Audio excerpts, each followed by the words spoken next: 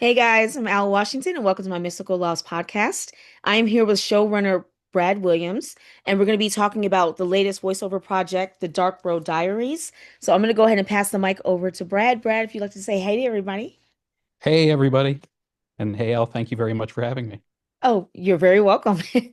Okay, guys, so let's go ahead and get right into it. So, Brad, what inspired you and your team to create the Road Diaries? And again, congratulations for your first one. I know you won an award for that. What inspired you though for this one? So, a few years ago, there was a 48-hour audio drama competition called Phonic Fiction Fest. The overall theme was horror, and you were given a subgenre of horror within right before the 48-hour clock started. So, I was Okay. hoping I had my fingers crossed for horror comedy because I'm a comedy writer at heart, and we Right. did get horror comedy. And as I was going through writing the script, which I wrote the script in about 3 hours, Uh-huh. I figured that uh, the more I thought about it, the more I was writing it like a pilot. And I thought to myself, well, why not lean into that and really write it like a pilot? One of the people on the team came up with a really solid ending that served that, and it was a lot of fun. And I thought that the first episode really did serve well as a pilot, but also the concept really felt like it had legs. That Okay. it's a not really an anthology, but kind of a X-Files style monster of the week thing, but with a really strong comedy through line. And Okay. so, in terms of inspiration for the story, the main source of inspiration for the story itself in that pilot was John Carpenter's Prince of Darkness, which is one of my favorite John Carpenter movies. So I Uh, kind of cribbed a few notes from John Carpenter in terms of the overall plot of that first episode, and worked that into something else and made it a little bit a little bit wacky. Interesting. Okay, right. So I have not seen that one with John Carpenter. Only one, a famous one I know is the Halloween. And Mhm. also he did you see Body Bags? That came out like in the early 90s, like No, I don't think I 1993. saw that one. He's the my favorite ones of his are Prince of Darkness, obviously, but Okay. also uh, Big Trouble in Little China is definitely one of my favorites, and that has a pretty strong humor through line too. So John Carpenter can definitely make you laugh when he wants to. Absolutely. Yeah, I definitely hear that. Yeah, the first Halloween was very good. The other ones I'm Mhm. not. Anyway, two Kingdom of, but I definitely like the Halloween. But if you have a minute, if you love John Carpenter, I definitely need to check out the Prince of Darkness. Body Bags is good. He does like the narrator. It's like a 90-minute movie with it's kind of like Tales from the Crypts. I mean, he's like the narrator. So he has like three or four different stories, like short stories in the movie. In movies called short, excuse me, anthology movie, obviously horror. It's called Body Bags. So yeah, definitely one of my favorite. So regarding with the project, how are the casting calls going? Not giving too much away. How do you feel about James and Daria? Any challenges? I don't know if you guys cast them yet, or how's that going?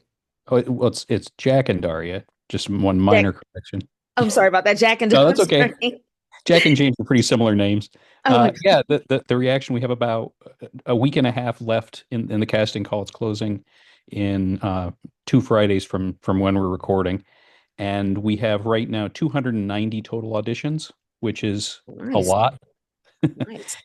It's a good problem to have, but it's definitely going to be daunting. What I usually try to do when I cast is I usually try to listen to all the auditions and Uh-huh. cast over the weekend after the casting call closes, but I know that's not realistic. I want to make sure that I honor the hard work of the people who submitted. So I'm actually extending it out to a full week of Nice. evaluating all the auditions that go in to make sure that I really listen to them and really evaluate them. And like I said, I want to make sure that people have gone out of their way to audition for this project, and I want to make sure that I treat that with the appropriate level of respect, which is a lot. Absolutely. Yeah, and I know you got over, like you said, over 200 auditions. I know it's going to be a process trying to narrow it down. Um, definitely good luck with that. I know how it is with the casting call process. It's like you have this one person and another person comes, oh my God, and blows your mind away. So, Mhm. and that's good. I'm glad to hear you extended it and you said it's going good so far. So, can Yeah, we'll definitely. There's usually a rush at the beginning and at the end, although that hasn't necessarily been the case this right. time. It's been pretty steady coming in, but I do expect to have quite a few auditions that come in within the last few days of the casting call. Like maybe that Wednesday, Thursday, Friday before it closes, I expect a kind of an inrush. So we should be well over 300 auditions for 5 roles. Oh wow, God bless you. Okay, definitely, yeah, definitely. I can't wait to. It's a good problem to have. It's good. Yeah, that's good. You guys got a lot of good talent. Okay, definitely good luck with that. You said it was Yeah, a and challenge. it's funny because when I started Once Upon a Wasteland, the first Uh-huh. casting call that I did, I think we got 10 auditions maybe. Oh, And really? I ended up going with outside of the casting process for my two leads because I just there just weren't auditions that I would have felt comfortable with moving forward with. And Right. now, we're going to surpass 300 auditions for another project. So I'm hoping that some of that is establishing a good reputation as a creator.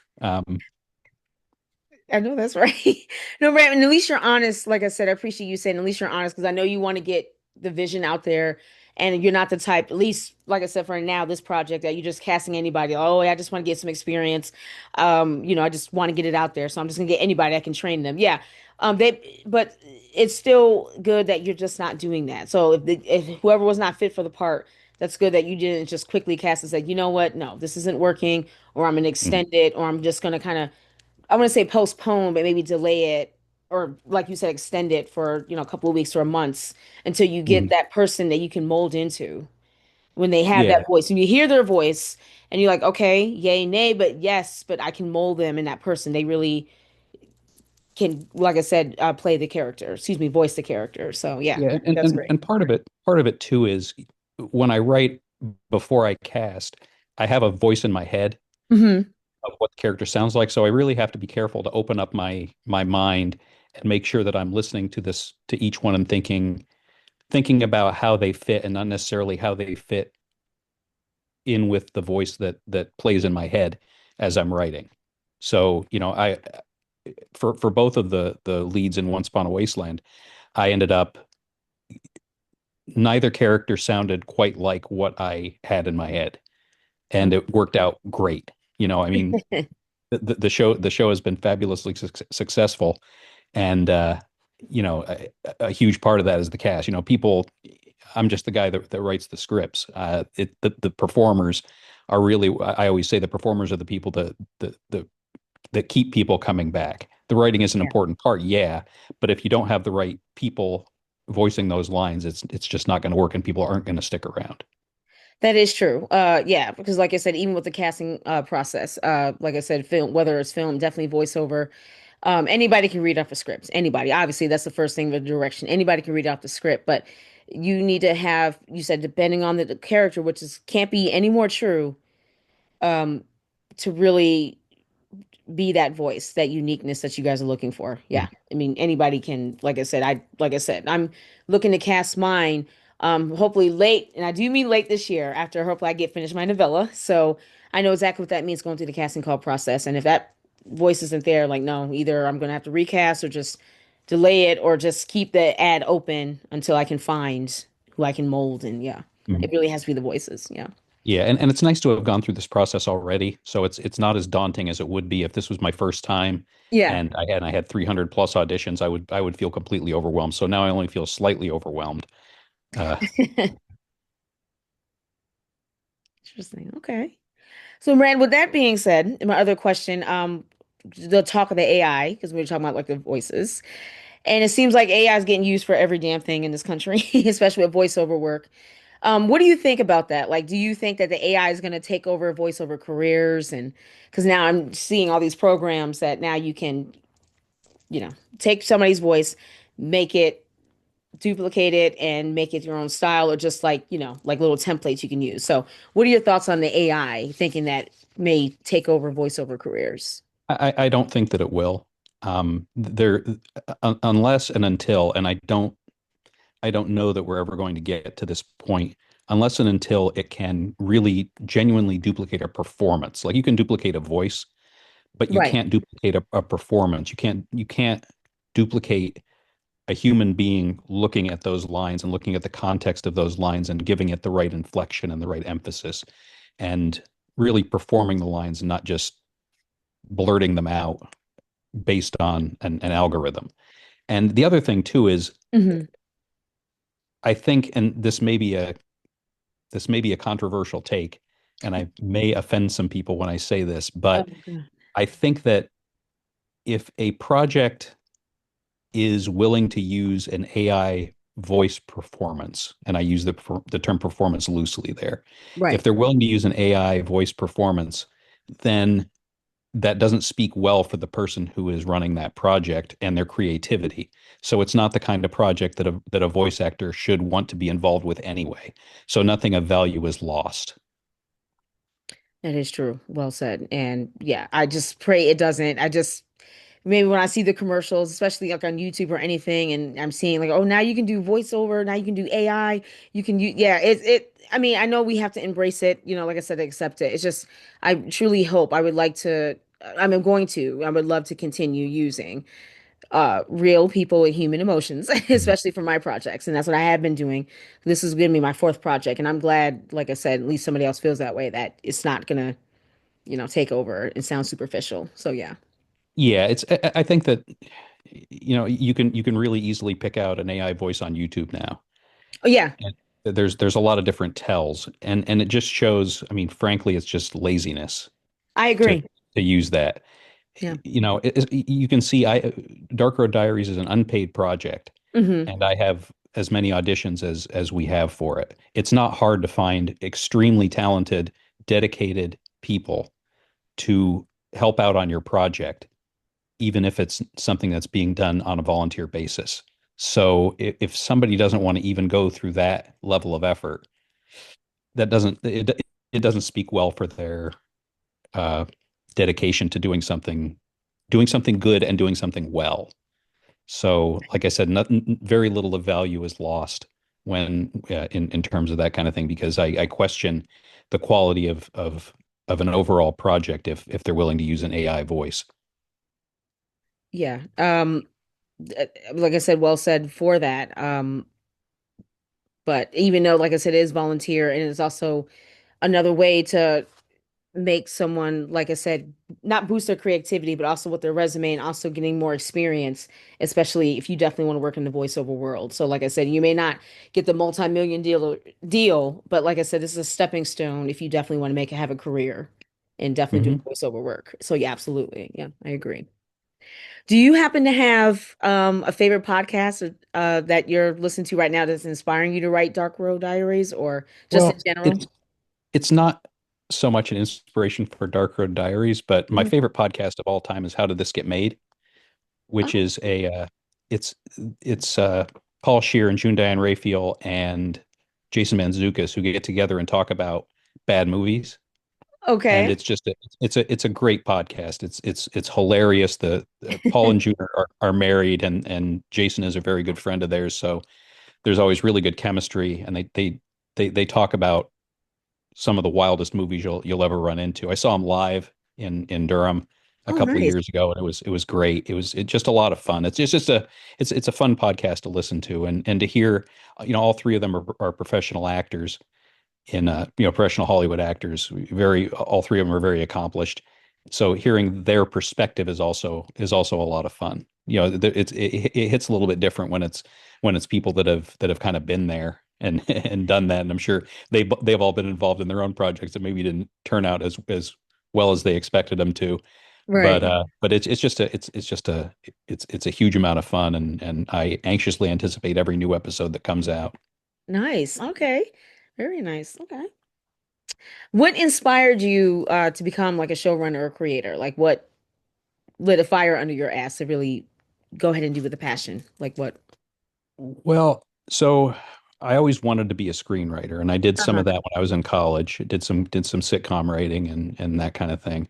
Right. And by the time I turned about 26 or 27, it hit me that that was not going to be a career for me. It just what I had a pitch that I had sent in that I believed in, that I thought was great, and it just got absolutely no traction. I thought, okay, it's time to pivot and get a real job. So I did that, and I did that for about 25 years.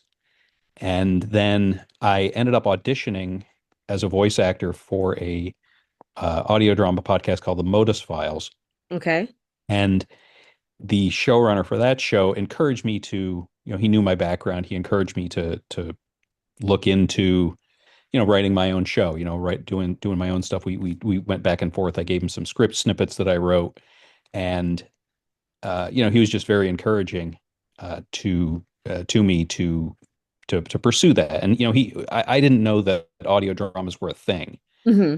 before that. So I thought, well, okay, this is something that I can do. I know I can write. I Yeah. don't know how to do anything else, but I do know how to write. I had to figure Okay. out, editing, sound design, music, all that kind of thing as I went along.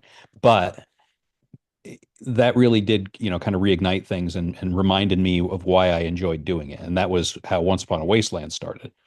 So I Nice. did that for 3 seasons, Okay. and we have done, like I said, it's been very successful. We have north of 600,000 downloads now, I think. I haven't looked at the numbers recently, but Okay. we passed half a million several months ago. So I'm sure we're well over 600,000. We were after the first of the year. It's the strangest thing. We haven't had a new episode of Once Upon a Wasteland since May of 2024. So it's been almost 2 years. But for some reason, we ended up back in the top 100 of the Apple Podcast science fiction charts. So I don't know why that happened. The Fallout TV show probably had something to do with it, Right. but the other Fallout podcasts haven't seen quite as much of a bump as we did. So people are listening, people are sticking around. So that's good, which has led us to consider getting the band back together and coming out with a fourth season maybe in the fall. But and the process of doing that and going through it and getting into the groove and getting into a rhythm of writing, producing, putting out an episode, and which we did every 3 weeks, reminded me again of how much I enjoyed the process, not just the writing part of it, but the whole process. And then I it's not that I wanted to get away from that, but it's that I wanted to sort of prove to myself and to other people that I wasn't a one trick pony. I always joked I'm a one trick pony, but it's a pretty good trick. Right. Uh, but I do think that I have more to offer than just that one show. I don't want to be a one hit wonder. Yeah. So when Dark Road Diaries, when we did the Phonic Fiction Fest, that was when I thought to myself, okay, well, this is a good opportunity to do something different and to put that out there and to have a second show under my belt. And we'll see how it goes, but I feel pretty good about it. Very good. I'm definitely glad to hear that. And you did win an award for Once Upon a Wasteland, correct? Yeah, we won nine Yeah. Signal Awards for that in Congratulations. different categories. Best show art is one. Charo Miami is the person who did our show art for that, so that was really her award. But best writing, best overall scripted fiction, I'd have to look at them to remember. But yeah, Oh it yeah. was a it was a total of nine. But Right. yeah, it was definitely gratifying to receive those awards because in most of those categories we were up against big studio productions, productions that had actual budgets and professional voice actors and professional editors and sound designers and marketing campaigns, and we didn't have any of that. So it's Right. really a testament to audio drama really is egalitarian in a lot of ways. The playing field is much more level there than it is in a lot of other areas. So it's a place where creative people can go and succeed, That's even right. when they're going up against heavy hitters in a way that you can't when you're doing film, for Right. example, or music, really. Right. But I'm glad you're still keep going though, definitely with it. I know you said like a one hit wonder. Yeah, some people, like I said, just want to do like one big passion project. They said, you know what? I just want to do this one project and I'm good. But then you have those like yourself that just wants to definitely keep going and you love the creative process. Absolutely. Mm. I think that's great. And speaking of which, how is the production going overall so far? Well, Besides we're the still in the cast? casting. Yeah, we're in the middle of casting right now. Right. What I'm doing right now as we're doing that is I'm adapting that Phonic Fiction Fest script into a proper pilot. When you write a script in 3 hours, there tend to be some plot holes and some other things that you need to correct. So that I'm working on that. I'm also fleshing it out a little bit, so it's a little bit longer. I want each episode to be around 30 minutes long, a good sitcom length. And the PFF script was about 25. So I need to flesh it out just a little bit. Not much, but just a little bit. So it's really just tightening that up and making sure that it serves as a proper pilot in in a way that maybe the script as is didn't necessarily do. Because Okay. there's some heavy lifting that you have to do in a pilot that you don't that I didn't do. Establishing more about the characters and their backgrounds, those kinds of things. Giving people a reason to stick around because the first episode is always going to be a show's most listened to episode, and people are going to decide based on that first episode whether they want to listen to more. So you can't push off some of that character building and some of that world building until later. You don't want to do everything in the first episode, but you have to give the audience enough to understand why they want to keep following these characters, why they want to root for these characters, and why they want to follow this story. So that's True. that's the main goal for that first episode. That is true. I definitely, I'm glad to hear that. Definitely, and again, congratulations. That's yeah. I love the process. So, do you happen to have any advice for those who want to actually break into voice acting or just tips or pointers in general, especially when it comes to voiceover acting? Yeah, I would say the most important piece of advice I think I can give is you don't need to have a Newman TLM 103 $1,200 microphone. Oh, okay. You There don't. is a tipping point where you want to you don't want to buy you don't want to use a a $10 headset mic either, but Right. there's you can spend $100 on a microphone and you will still get good sound quality. The most important thing you can do is treat your space. Make sure that you have something set up. It could look like a blanket fort, just something to deaden the sound around you Right. so that you don't have all kinds of crazy echoes and that kind of thing. Really treating your space is the most important thing that you can do.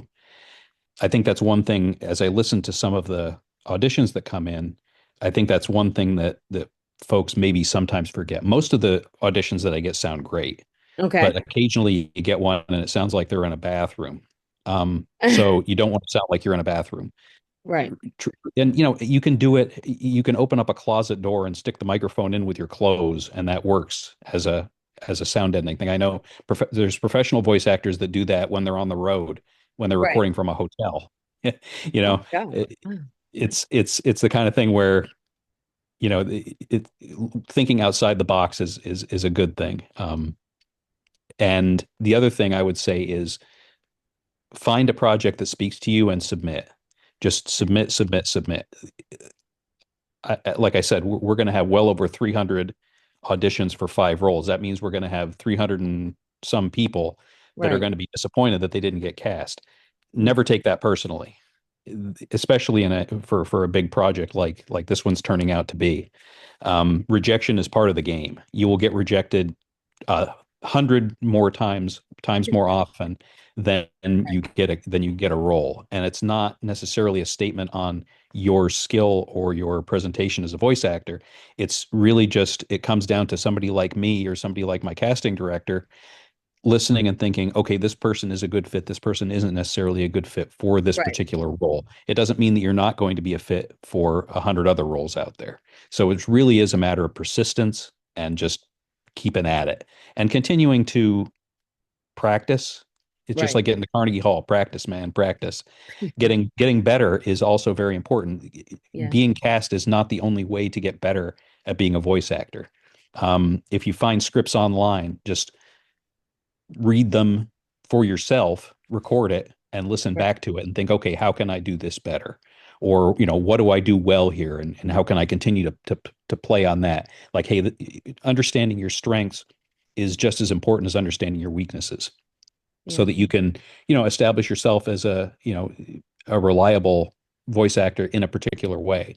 Like maybe you can do a good news announcer voice, or maybe you can sing, or just all the kinds of things that set you apart, or the kinds of things that you can look at a particular project and go, oh, okay, I can do that. And Yeah. then working on the areas where you're maybe not as strong. It's like anything else. Your voice is an instrument, so practicing and keeping that instrument in shape is something that's also very important. I hear that. Definitely, Brad. Definitely well said. Absolutely. Well, Brett, I do want to thank you again for taking the time to come on my loft to talk about, like I said, the casting process as well as your newest project. Do you want to let everybody know where they can find you, your website, your socials? Well, let's see. The best place to follow is on Blue Sky. We don't do Twitter. Okay. Um, you can find me on Blue Sky at Reticent Duet. www.onceuponawasteland.com. You can find Dark Road Diaries on Blue Sky at darkroaddiaries.com. And Once Upon a Wasteland, which is sort of the overall production umbrella, is onceuponawasteland.com. You can find all three of those accounts on Blue Sky. You can find us on Instagram at Once Upon a Wasteland for Once Upon a Wasteland Productions, and also at Dark Road Diaries for Dark Road Diaries. Nice. That's we do have a if you look up I do have a channel for Dark Road Diaries on YouTube. I don't have anything there yet. That's where episode releases and other things like that are going to be. But you can look on if you look up Once Upon a Wasteland on YouTube, I'm going to have trailers and things like that there before we release anything on the official Once Upon a Wasteland channel. And we also have a Patreon. The Patreon is patreon.com/Once Upon a Wasteland. Nice. Okay. We definitely do appreciate it. Thank you very much. And hopefully you guys find the talent you need for Dark Road Diaries. So guys, make sure when it comes out, definitely check that out. So thanks again, Brad, and I will see everybody next time. Thank you. You're very welcome.